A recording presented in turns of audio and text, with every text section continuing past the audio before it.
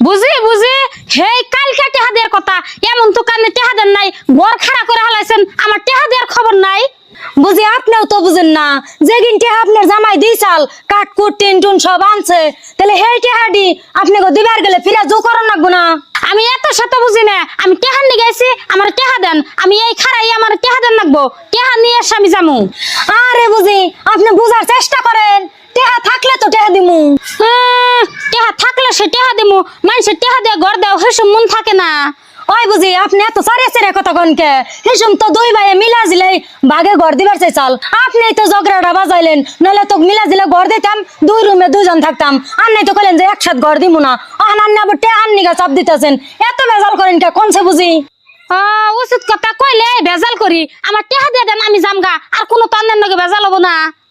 ওই আমার তো মাথায় কুলাইতেছে না, এই আপনি বহেন, আমি টেহা এহানি দিয়ে দিতেছি। এই যে ধরেন টেহা, আর মানুষের কালা মুখ দেখুন লাগবো না।